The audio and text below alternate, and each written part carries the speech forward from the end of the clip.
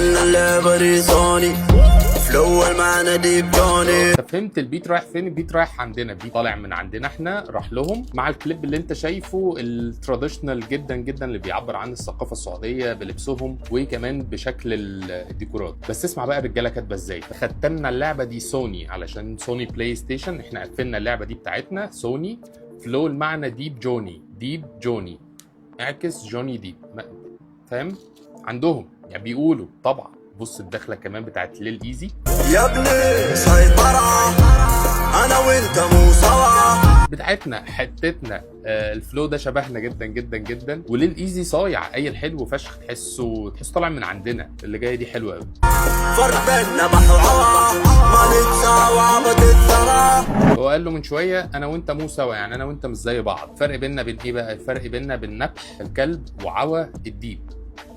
نظيف يجيك في قلبه ولد اللعبة دي لها سلاطين ما في الا الغشيم ما هو دارمين. دكتور سليم ده ايه ده؟ يعني انا ملت لدكتور سليم اكتر. لذيذ فشخ، الكورس حلو جدا جدا جدا، الميلودي بتاعه يعلق في الدماغ. طبعا ليل ايزي مسلمه قال له اسيست نظيف يجيك زي قلبه اللي هو لاعب ريال مدريد، فهو عمل له فعلا الاسيست للكورس الفشيخ اللي داخل ولد اللعبة دي لها سلاطين. دكتور سليم ما عملش كده بس، ده طلع فيه. تعالى هتتبسط النهارده والله. تعالى قوم يا ولد نسمعك شي صوت دوب زبط جداوي نغم اصلي من كايرو.